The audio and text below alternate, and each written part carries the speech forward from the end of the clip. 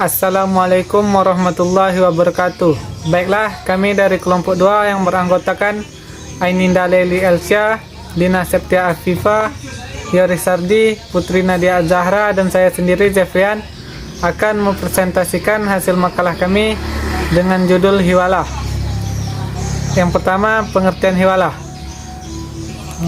Al-hiwalah secara bahasa artinya pindah, diucapkan, atau hala ainil ahdi, berpindah, berpaling, berbalik dari janji.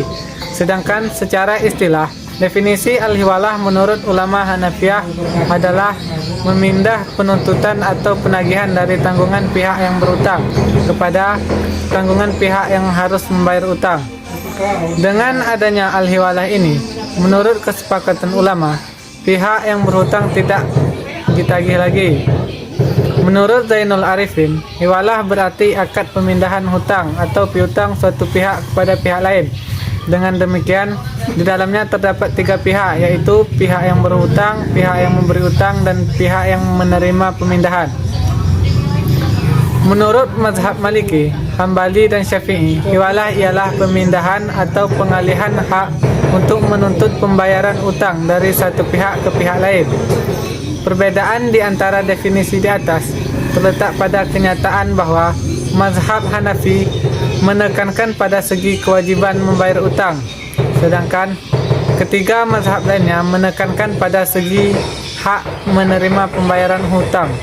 Dalam konsep hukum perdata, hiwalah adalah serupa dengan lembaga pengembalian utang, lembaga pelepasan utang atau penjualan utang, atau lembaga pengganti kreditor atau pengganti debitor.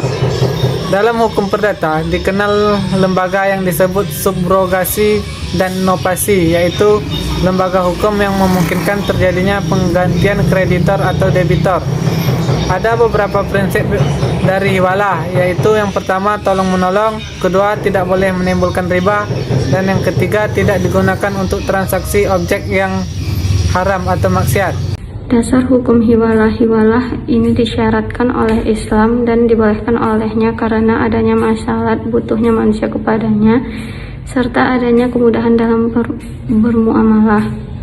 Dasar hukum syariah, landasan syariah hiwalah dapat dijumpai dalam Al-Quran, hadis, dan ijma'. Surah Al-Baqarah ayat 282 menerangkan bahwa dalam utang piutang atau transaksi yang tidak kontan hendaklah dituliskan dengan sehingga ketika ada perselisihan dapat dibuktikan.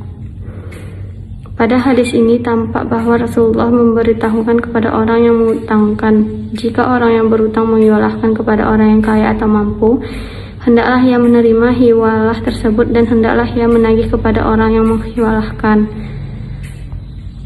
Dasar hukum positifnya, hiwalah sebagai salah satu produk perbankan syariah di bidang jasa telah mendapatkan dasar hukum dalam Undang-Undang Nomor 10 Tahun 1998 tentang perubahan atas dalam Undang-Undang Nomor 7 Tahun 1992 tentang perbankan, dengan diundangkannya Undang-Undang Nomor 21 Tahun 2008 tentang perbankan syariah.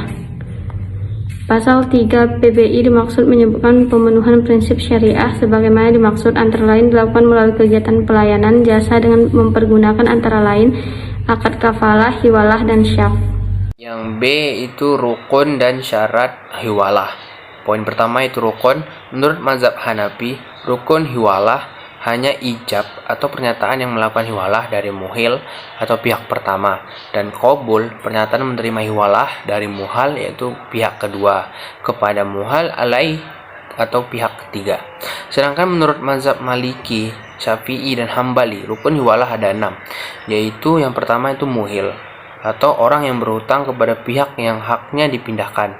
Yang kedua muhal, orang yang menerima pemindahan hak pemberi pinjaman atau yaitu pemilik piutang yang wajib dibayar oleh pihak yang memindahkan utang. Yang ketiga itu muhal alaih, penerima akad pemindahan utang. Yang keempat piutang milik muhal yang wajib dilunasi oleh muhil atau objek hukum akad pemindahan utang. Yang kelima piutang milik muhil yang wajib dilunasi oleh muhal alaih. Dan yang keenam itu ada sigot atau ijab dan qabul. Selanjutnya terdapat syarat. Wahbah Az-Zuhaili menyatakan bahwa syarat hiwalah menurut mazhab Hanafiyah adalah sebagai berikut. Yang A. Syarat-syarat sigat.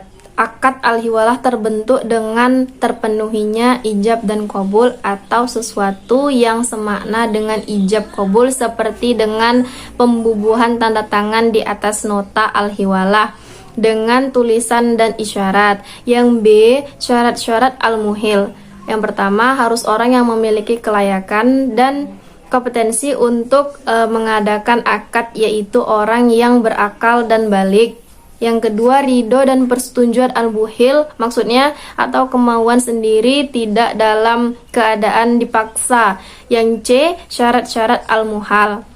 Yang pertama, berakal dan balik. Yang kedua, ridho dan persetujuan al-muhil. Yang ketiga, qabul yang diberikan oleh pihak al-muhal. Harus dilakukan di majelis akad. Yang D. Syarat-syarat al-muhal alaih, sama dengan syarat-syarat al-muhal, yakni yang pertama, berakal dan balik. Yang kedua, ridho dan persetujuan al-muhil. Yang ketiga, qabulnya al-muhal alaih harus dilakukan di majelis akad. Yang E. Syarat-syarat al-muhal bih. Yang pertama, al-muhal bih harus berupa al-damain atau harta yang berupa hutang. Maksudnya, pihak al-muhil memang memiliki tanggungan utang kepada pihak al-muhal. Yang kedua, tanggungan hutang yang sudah positif dan bersifat mengikat seperti hutang dalam akad pinjaman hutang atau al-qard. Oleh karena itu, tidak sah pada masa lalu akad al-hiwalah dengan al-muhal bih. Adalah harga al-mukhotobah atau sejumlah uang yang dibayarkan si budak kepada majikannya sebagai syarat kemerdekaannya. Sedangkan si budak adalah sebagai al-muhal alaih. Sementara itu, ulama Malikiyah mensyaratkan 3 hal untuk muhalbih, yaitu yang pertama, tanggungan utang yang dijadikan al-muhalbih memang telah jatuh tempo pembayarannya. Yang kedua, tanggungan hutang yang dijadikan al-muhalbih atau hutang yang dialihkan, maksudnya hutang pihak al-muhil kepada pihak al-muhal, sama spesifikasinya atau sifat dan jumlahnya dengan tanggungan hutang pihak al-muhal alaih kepada pihak al-muhil. Baiklah, saya akan melanjutkan pembahasan mengenai berakhirnya suatu hiwalah tersebut.